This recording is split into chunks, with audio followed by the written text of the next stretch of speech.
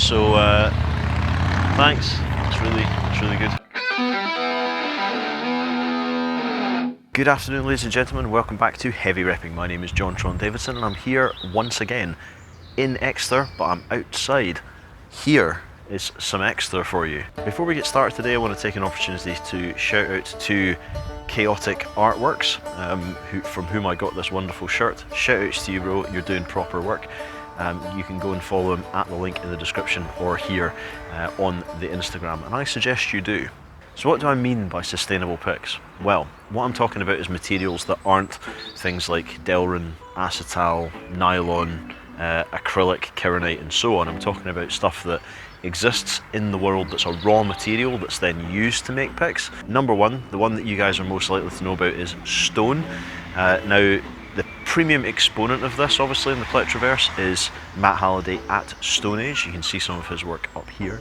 But there's companies like Iron Age and so on, and the principal material for this is a stone called agate. It's very tough. It's possible to buff it up to an extremely high polish. It's very good through the strings, and it's got a lovely breathy, glassy sort of quality to it.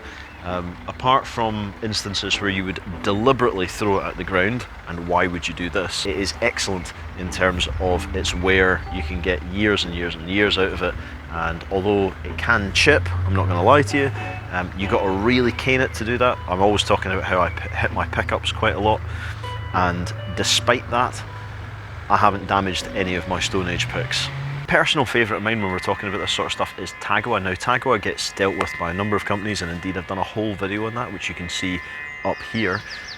But the principal ones for this are the inimitable Howling Monkey out of New York, shout outs to Brian, Liam at Crow's Customs, and Suibhne Guitars out in Canada do a lot of stuff as well. Tagua is the nut of the ivory palm tree. It ossifies over a 2-year period and becomes as hard, if not harder, than bone. So it's got a really powerful, very organic sound to it, and I personally like it very much. You can get signs of wear if you really thrash it, but again, if you're going to really thrash it, chances are you're probably going to pick stone or one of the other materials anyway. For my purposes and for my playing style and for general playing, I think Tagua is a wicked material, and it's incredibly abundant. Plus, the beauty of it is that you don't have to harvest it from the tree. When the nut is ready, it just falls to the ground and you can go and pick it up. You get a whole bunch of nuts to a burr, usually 50 to 70 I think. The trees produce an enormous amount every year. The trees last for a good 180, 140, 180 years, something like that. So it's a very abundant material. It's used a lot in jewellery as well as an ivory substitute, but I think it's absolutely fantastic for picks, and I expect to see a lot more companies using it in the future. I can't talk about ivory palm trees and talk about sustainable materials without talking about wood. Now, there's a whole bunch of companies making from wood, and some of them that you probably have come across in the Plectraverse are companies like Hendrix, shout outs to Renz. You've also got Tree Picks, you've got Crow's Customs again, you've got Timber Tones is probably the best known one, and they make from a whole load of different materials. You've also got offshoots of this, like Richlight, which is what Gibson make their fingerboards out of. Suibhne Guitars make a pick out of that. There's a whole load of different things with this, and one of the interesting things about the wood ones is that it's exactly the same as you would get if you're talking about acoustic guitar woods in terms of top, back and sides. So if you've got maple, you get a brighter sound, ebony's much darker, rosewood is darker again, mahogany and so on and so forth.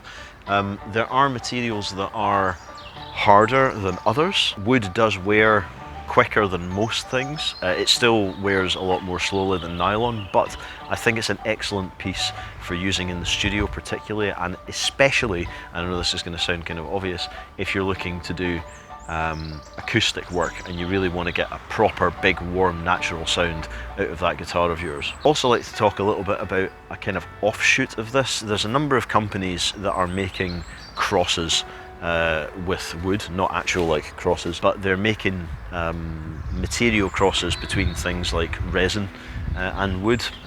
Big companies for this are Tridence, the inimitable and incomparable Woodland Cast. Cruz has been making resin and wood cross picks for a long time, and he started moving into doing things like tuners and knobs and all the rest of it using resin casting. That's a great way of preserving that piece of wood and giving you a really, really strong striking attack, which is something that you wouldn't get necessarily from the wood on its own. Now I'm going to do a whole separate video about this aspect, but one of the things that I did want to talk about is metal. There are a lot of companies making from metal out there in the Plectraverse, so my personal rundown is Rock Hard, who make their picks from steel and then give them a carbon nano coating, so it's like a diamond coating, and you get a really strong, very long-lasting pick from that. In fact, they're essentially fade-free. They come with oblique bevels as well, so they're going to go through your strings nice and easily without hacking away at anything if you're concerned about that. You've also got companies like T1 who make the thinnest picks that I own. You've got companies like Metapixs who make from aluminium. Fender do their own aluminium series. You've got the original Dunlop Tech picks and so on. You get a tonality from metal, from steel, from aluminium, and indeed from coins that you don't get from anywhere else. Now, on the subject of coin picks, everybody knows about the Brian May thing. We all know about Brian May's silver sixpence. I have coin picks of my own. I've got a 1921 British silver florin that was supplied to me by the original coin guitar pick company. Shout outs to Ravane, who also makes the bonfire boost, which is wicked. But I'm all about getting as much power out of the instrument as I can with as little effort, because I have a lot of problems with my wrists and everything, especially my right hand, from playing way too hard when I was younger, unfortunately, and I'm not a spring chicken anymore. So having that sort of pick gives you this real mass, is incredibly aggressive, but it means that because you've got so much power and so much poke, it's actually quite easy to get a lot out of very little movement at all. And of course, because it is a coin, it'll last for years and years and years and years and years. Now this does bring us to an interesting point. There's a couple of other things, and I talked about amalgams earlier on, but there's companies like Dragon Picks out in Arizona who blend cacti and, cactus fibers and acrylics and resins together in order to make these unbelievably striking picks you can see up here.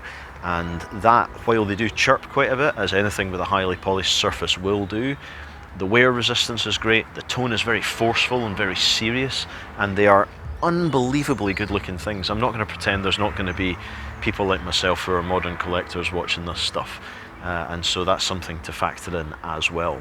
It would be insane of me not to mention Pigtrum and Rombo, who are both from Germany. Both these guys are making from very ecologically sound materials. In Rombo's case, they're making from recycled landfill, recycled fibres, and pre-consumer waste and so on, which gets reconstituted into their black range, which are all eco picks.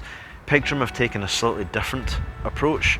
Tibor has elected to use a plant-based copolymer, so it's ridiculously stiff and very serious sounding. I did a review on that you can read down in the description. But that is a really interesting thing. It comes into this whole thing about hemp plastic and all that, how good that would be in terms of abrasion resistance and wear resistance.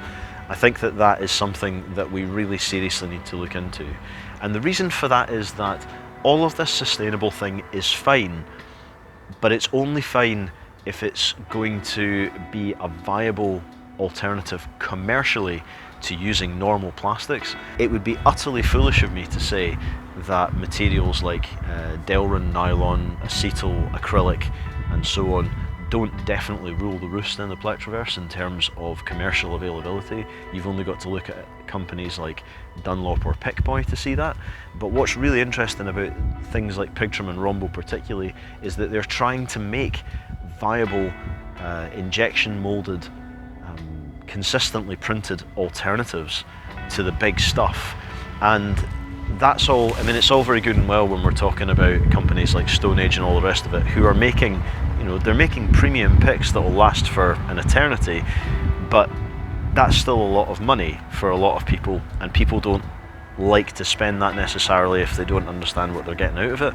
The beauty of things like the Rombo and Pigtrum approach is that they're trying to make it commercially viable to absolutely everyone and keep the cost down. Say you're talking €2-3 a pick, which I think is absolutely fantastic. Genuinely, I think this is an incredibly exciting time for sustainable materials in the Plectraverse, and I think it's something that you should all be looking into, even if it's just out of curiosity. Maybe you'll find a material that will just blow your mind and change your playing forever, which is the whole point of what I'm trying to do here. If there's anything I missed today, please let me know in the comments or on Instagram at HeavyRepping.